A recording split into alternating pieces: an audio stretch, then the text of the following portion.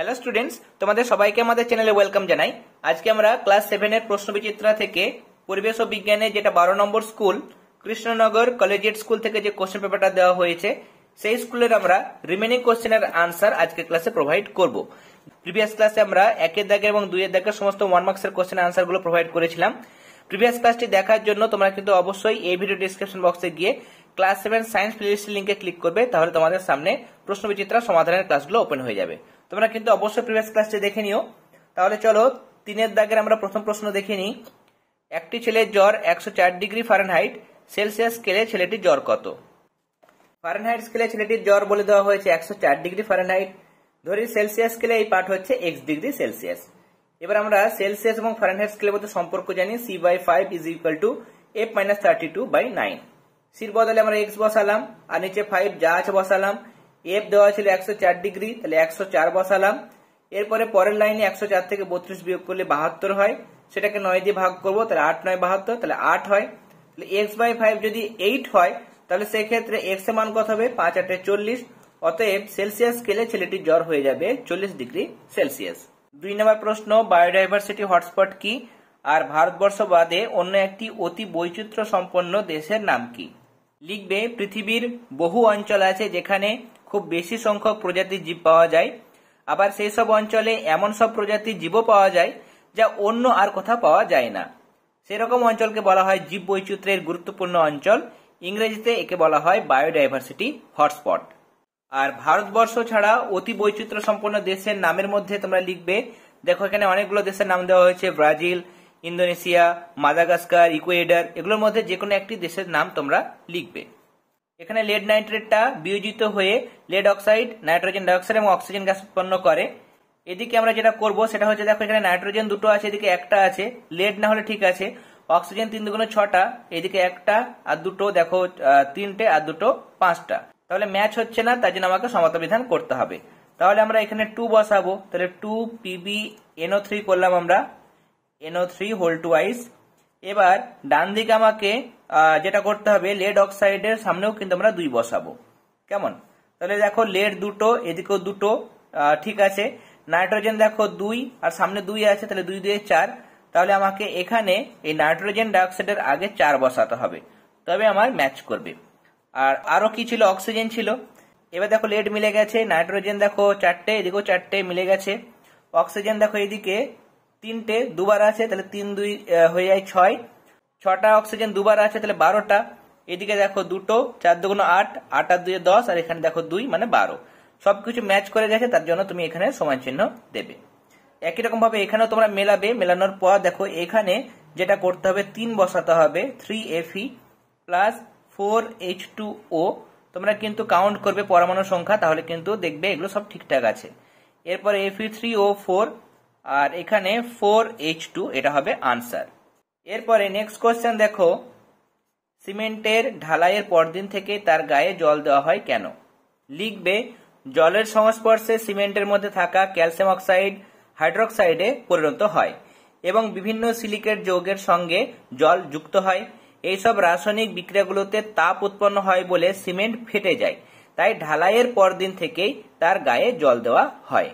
5 নম্বর প্রশ্ন, প্রবাল প্রাচীরের ওপর বিশ্ব উষ্ণায়নের প্রভাব লেখো। বিশ্ব উষ্ণায়নের ফলে পৃথিবীর প্রবাল দ্বীপ ও প্রবাল প্রাচীরগুলো বিপন্ন হয়ে পড়েছে। 1988 সালে পৃথিবীর প্রায় 16% প্রবাল সম্পদ ধ্বংস হয়ে গিয়েছিল। 2 নম্বর পয়েন্ট, বিশ্ব উষ্ণায়নের ফলে ভারত মহাসাগরে জলের উষ্ণতা বেড়ে গেছে।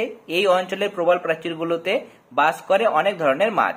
জলের উষ্ণতা বৃদ্ধির ফলে এই প্রবাল প্রাচীরগুলো আর ওই সব মাছেদের আদর্শ বাসস্থান থাকছে না। তাহলে এই দুটো পয়েন্ট তোমরা টেক্সট বই থেকে লিখবে। 6 নম্বর প্রশ্ন, একটি বস্তুকণা স্থির অবস্থা থেকে যাত্রা শুরু করে 5 সেকেন্ডে 3 মিটার পার সেকেন্ড স্কয়ার ত্বরণে চললে তার অন্তিম বেগ কত?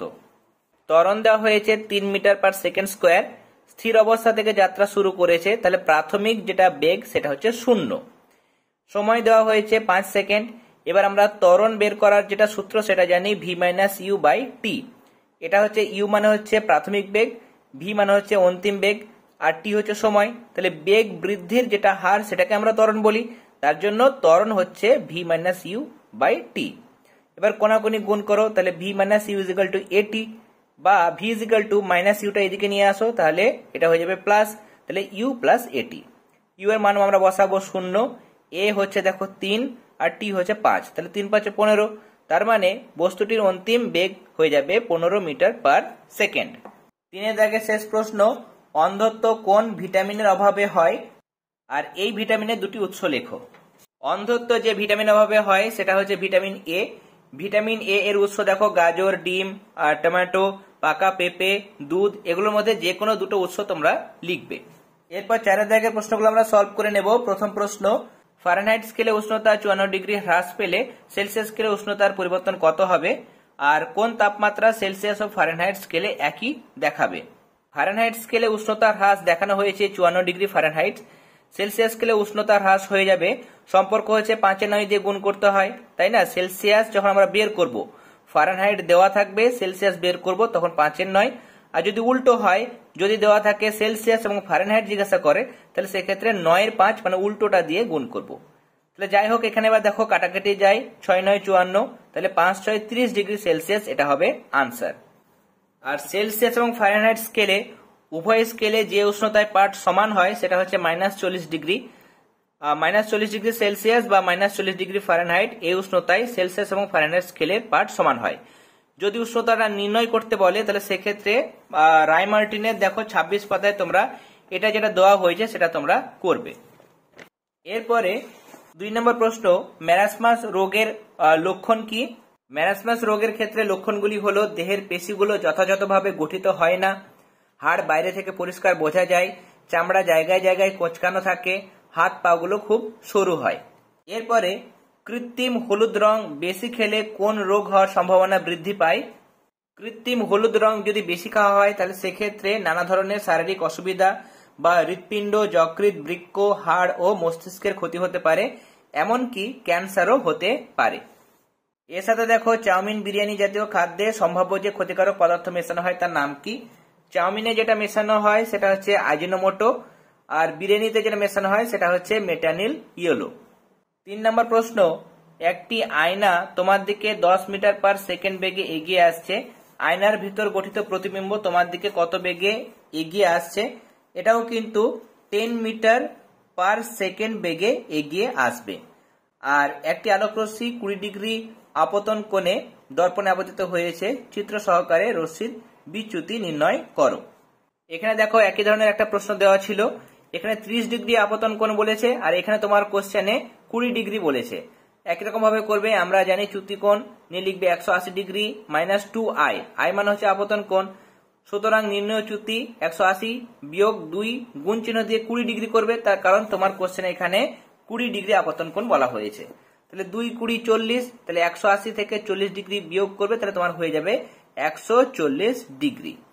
এবার যখন অঙ্কন করবে, অঙ্কন করার সময় তোমরা এরকম অভিলম্ব মানে লম্ব টানবে, লম্ব টানার পর এখানে এটা 20 ডিগ্রি হবে, এটাও 20 ডিগ্রি হবে, কেমন, এটা আপতন কোণ, এটা প্রতিফলন কোণ। আর চ্যুতি যেটা সেটা দেখো এই যে কোণটা সেটা হবে 140 ডিগ্রি, কেমন, বা এটা ডট ডট করে এগিয়ে দেবে, তাহলে অটোমেটিক্যালি এটা কিন্তু তোমার 140 ডিগ্রি হয়ে যাবে। এরপরে পলিমার বলতে কি বোঝায়, দুটি জৈব ভঙ্গুর পলিমারের নাম লেখো। আর রক্তের পিএইচ কত, রক্তের পিএইচ হয়ে যায় 7.35 থেকে 7.45।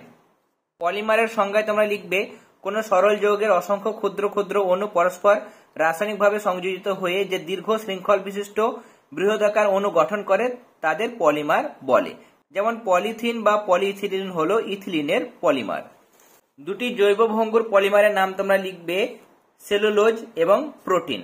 5 নম্বর প্রশ্ন, বিশ্ব উষ্ণায়ন কি, এর ফলাফল লেখো।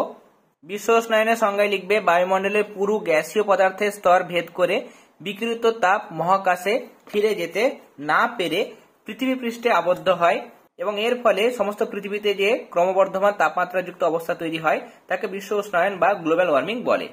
এর ফলাফলগুলো দেখো, হিমবাহ ও মেরু প্রদেশের বরফ গলে সমুদ্রের জলতলের উচ্চতা বৃদ্ধি পাবে, ফলে সমুদ্র উপকূলবর্তী দেশ এবং অঞ্চলগুলো জলের তলায় চলে যাবে বা জলের নিচে ডুবে যাবে। 2 নম্বর, বরফ গলা জলে পুষ্ট নদীগুলো ধীরে ধীরে শুকিয়ে যাবে।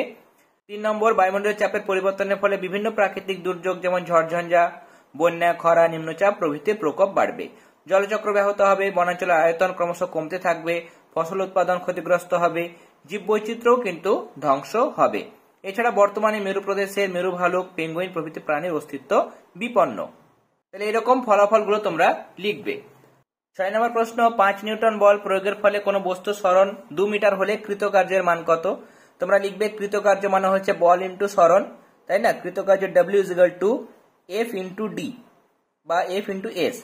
F এর মান এখানে বল কত 2 নিউটন আর সরণ হচ্ছে 2 মিটার, বল হচ্ছে 5 নিউটন আর সরণ হচ্ছে 2 মিটার। এই দুটো গুণ করলাম, আমরা গুণ করে পেয়ে যাচ্ছি 10 জুল। এরপরে সূচিছিদ্র ক্যামেরায় গঠিত প্রতিকৃতির একটি বৈশিষ্ট্য লেখো, আর একে প্রতিবিম্ব না বলে প্রতিকৃতি বলে কেন?